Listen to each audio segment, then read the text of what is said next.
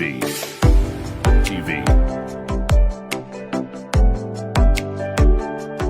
Millennium TV.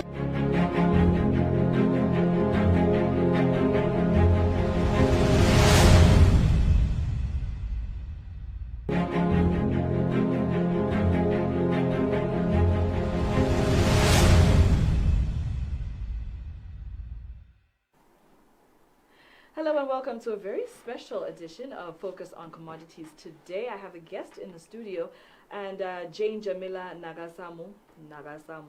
I'm trying to do the whole Tonga-based thing. Please do it for me. Nakasamu. All right, and she is the CEO of Greenbelt Energy, Zambia. Now, Jane holds a Bachelor of Arts in International Relations. She's currently pursuing her MBA in Oil and Gas Management at UNICAF University in Zambia, and she also happens to be one of WEAC Zambia's beneficiaries. All right, and one of her personal goals is to build social enterprises for renewable energy, food security, and literacy in sub-Saharan Africa. Thank you so much for joining us on the show today. Thank you for having me. Great stuff. So let's kick right into it. Give us a brief background of Greenbelt Energy. Okay, so Greenbelt Energy was founded in 2017. Mm-hmm. It's a youth-founded social enterprise. And we basically were trying to just address the challenge of, lack of sustainable energy. There was a lot of load shedding. Yes. Yeah, and we came together as young people, and we thought to ourselves to say, what solutions can we come up with? So we just initially started just with research. We just wanted to research on what renewable energy alternatives are out there. And when we really got passionate about, the studies that we were taking, we decided to start a company, a social enterprise that really addresses renewable energy by pioneering renewable energy technologies in Zambia. Wow. Yeah. Okay. I like how all that is put together. It's so clean and fluid, and it's great. So how did you find yourself in the space of biogas? Because I remember just before we started talking on the show, I mentioned how this is not exactly something that you just fall into. So please tell us the story. I'm very curious to find out. Okay. So when how we found ourselves in the space of biogas, how I found myself in the space of biogas, like I was mentioning, we did a lot of research and, looking at the different options that are there for generation of electricity, for energy in Zambia. And there are a lot of things out there. I mean, there's a lot of resources with, solar and the like. And when we found biogas, this was something interesting because it's something that I'm not too used to. Mm-hmm.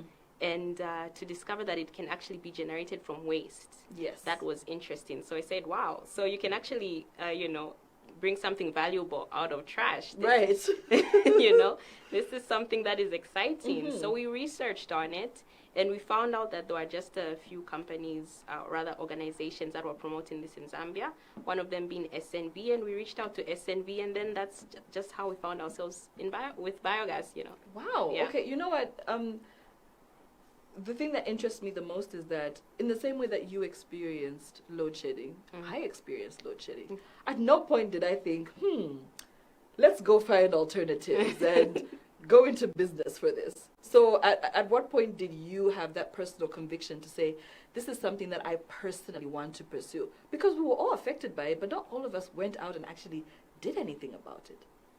I would say that I've always been so proactive, especially with challenges. I see them as opportunities. Wow. And you try and find the best way to deal with things, the best thing that you can bring out of something.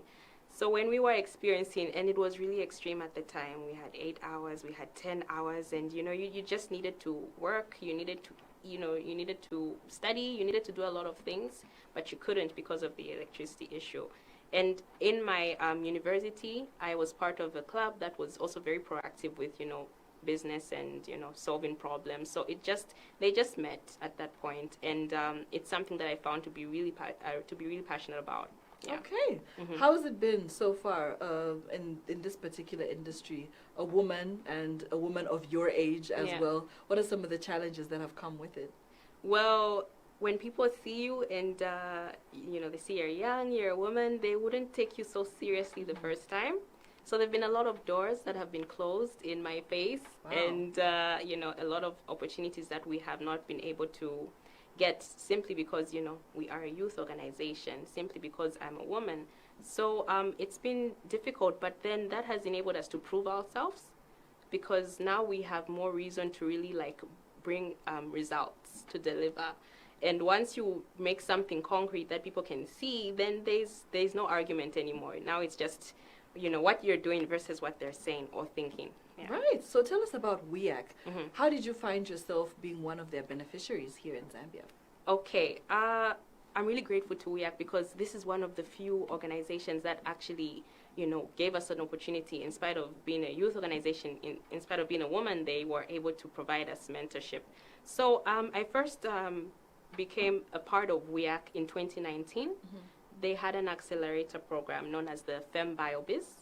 This is focusing on females in biosciences, of which that's the category that I find myself in. Right. And they had an accelerator program, and they also had like a competition. And I was one of the awardees of that competition. Wow. Yeah. In 2019, they also had a boost up, which was done with other partners, including Bongo Hive, the National Technology Business Center, and Southern African Innovation Support Program. So we were also part of that program, and we also got an award from there. So with WEAC, we have gotten mentorship. They've given us training, business development support, and because of these competitions that we were part of, we were able to travel. I went to Cape Town. I also went to Finland, and there we had trainings in product development, validation. These are amazing things that, you don't really learn about. And it's been a great opportunity for myself, for the company, to really develop a minimum viable product, to have really something concrete and great. Yeah. We're hearing a lot of great stories and great experiences from people that are affiliated to WEAC. I've had a couple of people on several shows right here on Millennium TV, and the thing that stands out for me is all the traveling. I feel like maybe I should figure out what I can do with WEAC. You should. You really should. All right. Okay. So now, how are you, as in Greenbelt Energy, changing the energy landscape in Zambia? Because take us back to load shedding. Yes. This is where it all began. Have you been able to effectively contribute to the reduction or the alternative sources of power for people out there? What have you done? Yes, we really have. And I'm actually really proud of us, for being able to make, even if it's a small impact, it is an impact. Of course. I would say that the energy landscape in Zambia is really centralized, and it's more of a top-down sort of system, whereby we have, the Ministry of Energy. Which is obviously, a champion thing on its own. The fact that we're existing in a world with lots of climate change, and we're trying to find ways to move away from what has been more traditional sources of energy. Look at us. We were dealing with load shedding because of environmental issues already. All right, so good on you. Thank you so much for doing that. And for somebody that has just been hearing Greenbelt Energy throughout this entire interview so far, what exactly are the products and services that you actually offer? Okay, so our main products include biogas. There's also biogas stoves that we have produced and also supply.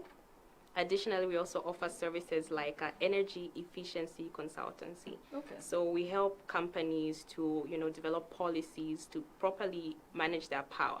You save on, money and also on energy as well. So those are our products and services. Okay. So you offer green alternatives to big companies on what level exactly? Basically, their every day-to-day use. Or on how to educate people? Like, how exactly do you cater to that side of things? All right.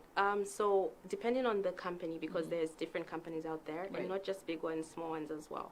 They obviously need energy. Everybody needs energy to do something. So depending on their needs, we provide them solutions to meet their needs. Let's give an example of big companies, maybe like Zambia. If Zambia needed a power management unit, we are able to provide them with such units and things like that. Maybe they just need training on how to handle their waste management and things like that. Then we provide that as well. Okay. Yeah. All right. So you have mentioned how your biogas is produced from animal waste. Yes. I feel like you need to go in a little bit more detail about how it goes from animal waste to energy. Okay. Try not to be too technical here. Okay. So for the layman, for us who have almost basic knowledge of what you're talking about, break it down. So biogas is a gas. It's mainly comprised of methane and carbon dioxide. Okay. And it's produced from organic waste matter or organic matter. How we produce it, I think this is something that is being done really. It's not a new thing. Basically, it's through a digester. A digester is able to produce biogas simply by feeding it with the waste matter. Yeah. So there's nothing extra in particular that you do to the waste to make it produce more gas? Or it's just waste that just turns into gas? Yeah. You know, with something that you have simplified so well like that, it makes you wonder why we haven't been doing this for many, many years. Why would you say we haven't capitalized on this at a larger level, in your opinion? In my opinion, I would say, firstly, the installation costs. Okay. They're a little bit high. Okay. But in the same vein, I would say that it's not so high that we can't do it. In that sense, maybe it's hard for, us, me and you, to do it on our own, but on a larger scale. On a larger scale with, larger institutions, definitely we're able to do this. There's also the lack of awareness. I feel like that's because look at me, I am short. So I feel like a lot of awareness going into it would actually present more information to people to know that there are alternatives out there that we can manage as a nation. Yes, I mean, waste is an everyday thing. It is. Okay, all right. So how profitable and valuable is such a business venture? How successful has it been in terms of profit and value to you as Greenbelt Energy? Okay. Initially for us, we haven't really had it so profitable because, like I mentioned, the high installation costs and everything like that. That's rather difficult. But nonetheless, this is a high demand industry because everybody needs cooking energy. Right. Because we are using the gas for cooking, and I'm sure you had breakfast this morning. I just did. Yes, it needed to be cooked. It needed to be cooked. So it is definitely a profitable industry. And with the costs properly managed, it's definitely valuable because you're not just looking at it from the profit perspective. I really love to look at it from the environmental perspective rather than using charcoal. You're using something that's renewable and you are saving a lot of trees and lives. And you're just giving an alternative source of energy. Yes. All right. Okay, so biogas is the commodity that we are focusing on today. We're going to take another short break. When we come back, we continue.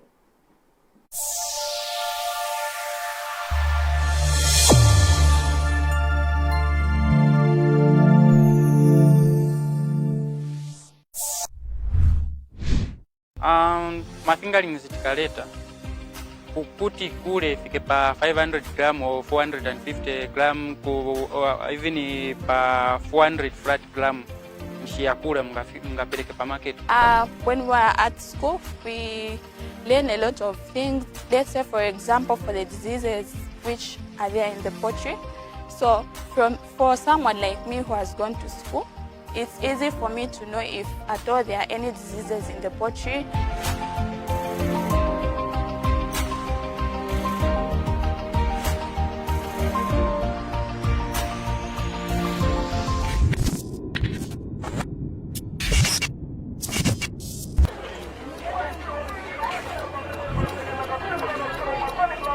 I'm here at my shop. HB1.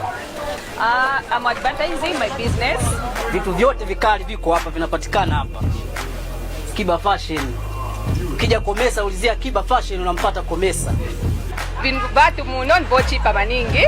Mosayope atia just because Komesa even the shop itself is not all that whereby somebody can be scared. No, bintu vili affordable muno. Mwima dresses, mwima sketi, paima minimo, paima longu, palima dresses, paima jumpsuits, paima babies the other side.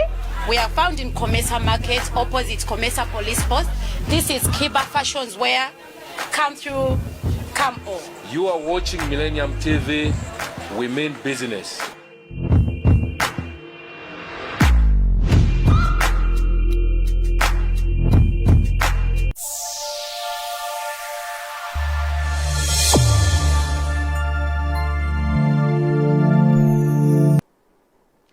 Welcome back to Focus on Commodities, and today the commodity that we're focusing on is biogas.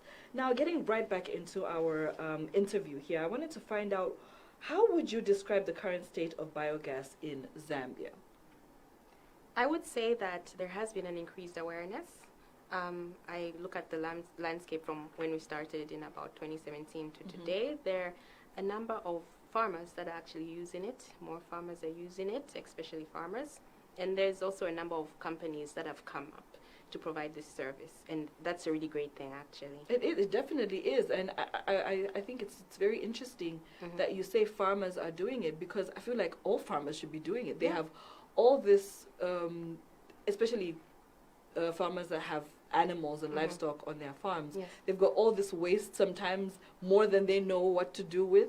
And if they put in this initial investment of getting the, what did you call it again? The digester. The digester. Yes. They get that and put all those in place, and it's energy that just continues. It's the gift that keeps on giving, really.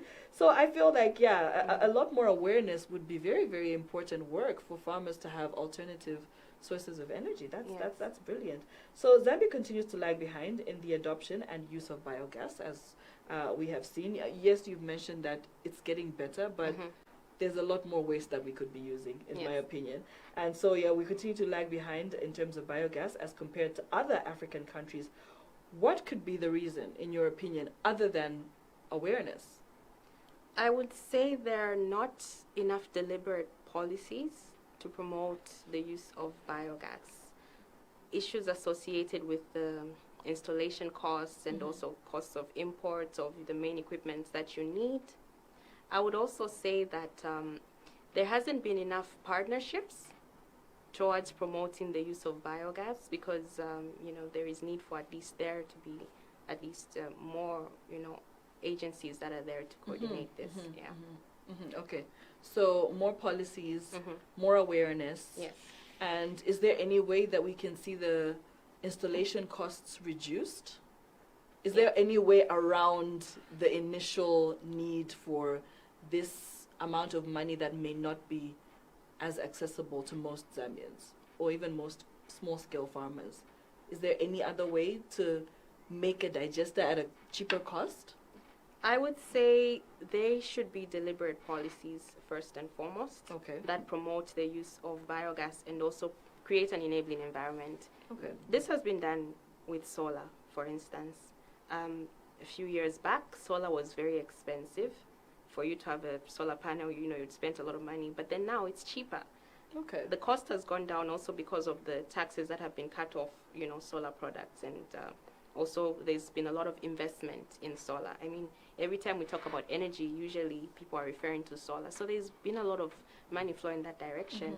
If the same was to be done for the biogas industry as well, if there was enough investment being put in biogas, if there are deliberate policies that are supporting enterprises that are focusing on biogas, that are also providing tax rebates really on the imports of biogas components, then it would enable people to easily access these products and make them more widely available for people to use. Okay, so basically you're saying it starts from the top, the policies must be put in place, and then the trickle-down effects will basically manage themselves. Everything will fall into place. Yeah, that's basically the role of the top. Okay. Yeah. All right, so what are some of the measures that need to be put in place for the biogas sector in Zambia to flourish? Yeah. I would say, just like I've already put it, really, it starts from the policies. It starts from the policies. We need more favorable policies. We need more investment into biogas. We also need more awareness and expertise. I was going to ask about more awareness, because I feel like if more people know about biogas, then they'll create more of a demand, which then will kind of put pressure at the top to make things happen. Do you think that maybe we could alternatively go the awareness route to make people aware that these are options for them before we wait on the policies to change? I do feel that that would be a good way of doing it, creating the initial demand first, yes. Okay, so let's get curious about biogas, ladies and gentlemen. If you know of people that are who have access to all this waste that they're not doing anything with. But the good thing about animal waste is that it's been used for many years as fertilizer, as manure. So it's not necessarily something that we completely waste. So we've already got some use for it. Yeah. But then this alternative use, which actually produces something different altogether, that solves another problem. I feel like that's definitely something that all of us should take a very keen interest into. So where do you see Greenbelt Energy in the next 10 years? I see Greenbelt Energy really generating maybe 1,000 megawatts of electricity. Additionally, I see us really developing our product because our biogas stoves, we've invented a smart stove as well that Please uses... explain that to me. So our biogas stove is smart. I call it the strong stove. Those are the initials for smart, renewable, natural gas. But anyways. That's convenient. That's actually a nice little acronym there. Carry on. It uses IoT, that's Internet of Things, to create a remote way of using the product, in that you can ignite it, you can turn it on or off remotely. You can measure the consumption of the gas. I'm sure if you use gas, there are those nights that you decide to bake and then midway of the oven, there's no gas. Yep. Yes, so we want to make it very good for the customer, user-friendly as well. When you say remotely, Yes. I feel like you need to make me understand exactly what you mean by that. Remotely being that you do not physically need to be in contact with the product to use it, and also you also get to receive information, data from the product. And you're receiving this information where? On your cell phone? You can receive it on your phone. Currently, at the phase where we're at in product development, we are using a screen that is projecting that information, on the stove. So this is all product development, and I would like us in 10 years to be able to mass produce our products and really provide enough energy for Zambia. I'm very intrigued by the smart stove that I can check how much. So you'll be able to tell how much gas is left, Yes. how much you can use, Yes. and when you're gonna run out. You'll be Yes. able to know when to refuel and things like that. Yes. Wow, that is definitely very, very intriguing. Is there anything else that you would like to share with everybody watching before I let you go? I would just say that currently in Zambia, 70% of our population are using charcoal and firewood, actually. Yes. It's even more than the people that are using electricity. And in as much as we love charcoal and, it's really cutting down trees. The deforestation rates are really high, and we cannot ignore it because now we have weird patterns of rainfall, we have climate change and everything. So in as much as it might seem like it's not a big deal, it really is. And I feel that we need to take it more seriously to be able to promote alternatives to charcoal, because charcoal is not doing anybody any good. Yeah, that's what I would say. Okay. Well, thank you so much for joining us on Focus on Commodities today. It's been a very, very interesting commodity to focus on. And thank you. Thank you for all the knowledge and everything that you have shared. And we wish you the very best, and we hope we can see a greener Zambia in 10 years. Yes, we can. Thank you so much for coming on. Thank you. You've been watching Focus on Commodities, and we've been focusing on biogas. Thank you so much for tuning in, and keep watching Millennium TV.